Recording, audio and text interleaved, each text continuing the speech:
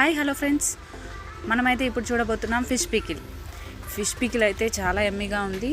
మనం చేసిన chicken, boneless chicken, mutton pickle కంటే కూడా ఫిష్ పికిల్ ఎక్కువ ఆదరణ పొందింది. టేస్ట్లో అద్భుతంగా ఉందట. సో అన్నిటికంటే ఇది చాలా బాగా హాట్ కేక్ లాగా సేల్ అవుతుందన్నమాట. సో మీలో ఎవరికైనా కావాలనుకుంటే ప్లీజ్ ఆర్డర్ చేయండి. అలాగే మనల్ని ఇలాగే సపోర్ట్ చేయాలని కోరుకుంటున్నాను. మన ఛానల్ని కొత్తగా చూస్తున్నట్లయితే సబ్స్క్రైబ్ చేసుకోండి ఫ్రెండ్స్. వీడియో నచ్చితే లైక్ చేయండి, షేర్ చేయండి, కామెంట్ చేయడం మాత్రం మర్చిపోవద్దు. సో పీసెస్ వేయించిన తర్వాత కూడా ఎంత స్మూత్గా ఉందో చూడండి. ఇక్కడ చూపిస్తున్నట్లుగా ఉందన్నమాట. సో ఇంకెందుకు ఆలస్యం, వీడియోలోకి వెళ్ళిపోదాం. ముందుగా అయితే చెరువులో ఫ్రెష్ చేపలు అయితే పడతారు. వాళ్ళ దగ్గర నుంచి మంచిగా చేపలు అయితే తీసుకొని ఇలా చిన్న చిన్న పీసెస్ లాగా పికిల్కి అని చెప్పి తీసుకొని కట్ చేపించుకున్నాం అనమాట. దీని అయితే మనం ఒక 2 సార్లు చక్కగా నీట్గా ఉప్పు పసుపు వేసి కడిగేసి పక్కన పెట్టేసుకున్నాను. వాటర్ అంతా తీసేసి దాంట్లో కొద్దిగా పసుపు, తగినంత ఉప్పు, కొద్దిగా ఆయిల్ వేసుకొని ముక్కలకు పట్టేంత వరకు ఇట్లా కలిపేసుకొని ఒక 1 అవర్ పాటు పక్కన పెట్టుకోవాలి. ఇక మనమైతే ఇందులో వాటర్ కంటెంట్ పోయేలాగా ఉడికించము, డైరెక్ట్గా ఆయిల్లో డీప్ ఫ్రై అయితే చేసేస్తాము. సో ఇది కొంచెం టైం టేకింగ్ ప్రాసెస్సే, కొంచెం లేట్ అవుతుంది. చికెన్ మటన్ లాగా ఇది తొందరగా అయిపోదు అనమాట, కొద్దిగా లేట్ అవుతుంది. సో ఇలా మ్యాగ్నేట్ అయితే చేసేసి ఇంకా 1 అవర్ పాటు అయితే పక్కన పెట్టేశాను. ఆయిల్ ఎందుకనంటే ముక్క విడివిడిగా ఉండడం కోసం ఆయిల్ని అయితే వేస్తాము అనమాట. సో మూత పెట్టుకొని పక్కన పెట్టేసుకున్నాము. ఇది మ్యాగ్నేట్ అయ్యేలోపు మనమైతే మసాలా పొడిని రెడీ చేసుకుందాం. ధనియాలు, జీలకర్ర, మెంతులు తీసుకొని వీటిని గోరువెచ్చగా అయ్యేంత వరకు ఒక కడాయి తీసుకొని అందులో వేయించుకోవాలి. మనం ఎప్పుడు పికిల్ చేస్తున్నామో దానికి కొలతలు తగ్గట్టుగా ఈ మసాలా పొడిని అయితే నేను తీసుకుంటాను. ఎందుకనంటే మనము మసాలా పొడి ఎప్పటికప్పుడు తీసుకోవడం వల్ల పికిల్ అనేది టేస్ట్ పెరుగుతుంది. సో టేస్ట్ కూడా అద్భుతంగా ఉంటుంది. సో మన సీక్రెట్ అయితే ఇదే. మెయిన్గా చెప్పాలి అంటే ఖచ్చితంగా మసాలా పొడితోనే అంతా ఉంటుంది. దీన్ని అయితే వేగిన తర్వాత కాస్త మెత్తగా అయ్యేంత వరకు గ్రైండ్ చేయాలి. దాంట్లోనే నేను కొలతకి సరిపడా కల్లుప్పు వేసి గ్రైండ్ చేశాను. దాంతోపాటు కారం కూడా వేసుకొని గ్రైండ్ చేసి పక్కన పెట్టేసుకున్నాను. ఇక మిగతా ఇంగ్రీడియంట్స్ చూసేద్దాం.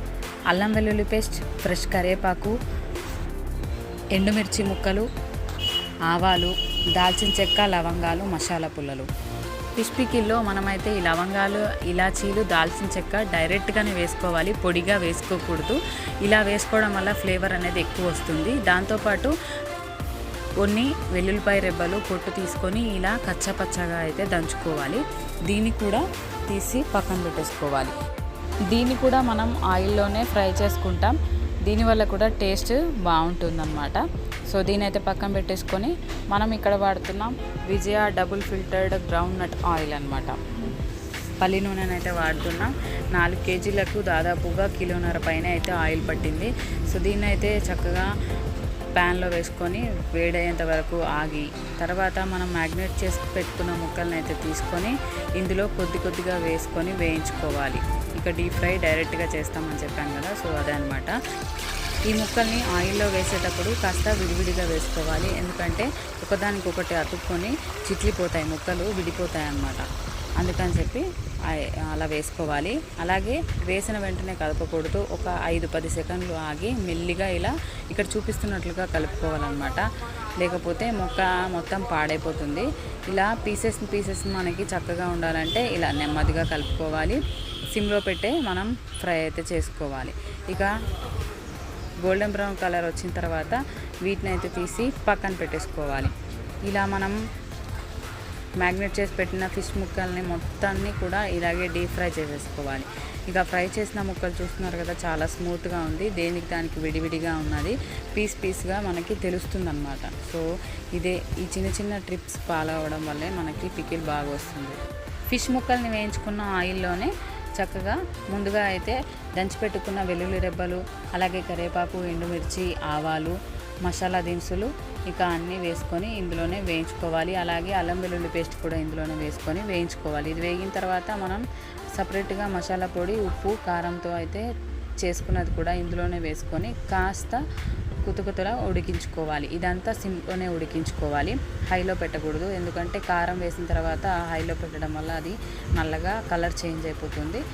అందుకని సిమ్లోనే ఉంచుకొని అది ఉడికించుకోవాలి. దాంట్లోనే మనం ఇప్పుడు ముక్కలన్నిటిని వేయించి పెట్టుకున్న ముక్కలన్నిటిని ఇందులో వేసేసుకొని చక్కగా ఇలా మొత్తం కలిపేసుకోవాలన్నమాట. ఇలా మొత్తం కలుపుకొని దీన్నైతే పూర్తిగా చల్లారనివ్వాలి. ఇక పక్కన పెట్టేసుకోవాలి స్టవ్ ఆఫ్ చేసేసుకొని. దాని తర్వాత మనమైతే ఇందులోకి నిమ్మకాయలు రసం కావాలి కదా. సో ఫ్రెష్ నిమ్మకాయల్ని నేనైతే చెట్టు నుంచి కోసుకొద్దామని చెప్పి పికిల్ని పక్కన పెట్టేసి చక్కగా చెట్టు దగ్గరికి అయితే వెళ్ళిపోయాను. ఇక్కడ చూస్తున్నారు కదా, నిమ్మకాయలు అయితే చాలా పెద్ద పెద్దగా ఉన్నాయి. ఫ్రెష్ నిమ్మకాయలు అనమాట, ఎలాంటి మందులు కెమికల్స్ లేనివి.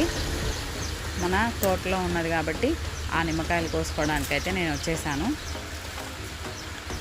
మనకి 1 కేజీకి పెద్ద కాయలు అయితే 3 పడతాయి, లేదంటే కనుక 4 కాయలు అయితే రసం సరిపోతుందనమాట. నేనైతే పూర్తిగా 4 కేజీస్ కాబట్టి ఒక 15 కాయలు అయితే తీసుకున్నాను. ఇక దీన్ని అయితే చక్కగా కట్ చేసేసుకొని రసం అయితే తీసేసుకుంటున్నాను.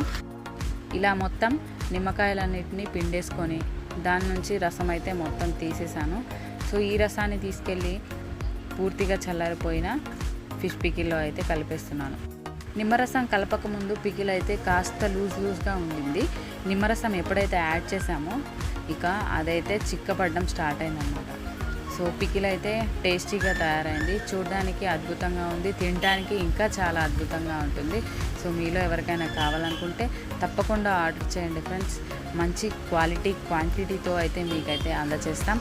ఇక ఉంటాను, మరో వీడియోతో మళ్ళీ కలుసుకుంటాను. మన ఛానల్ని కొత్తగా చూస్తున్నట్లయితే సబ్స్క్రైబ్ చేసుకోండి ఫ్రెండ్స్. వీడియో నచ్చితే లైక్ చేయండి, షేర్ చేయండి, కామెంట్ చేయడం మాత్రం మర్చిపోవద్దు. ఓకేనా ఫ్రెండ్స్, బాయ్ బాయ్.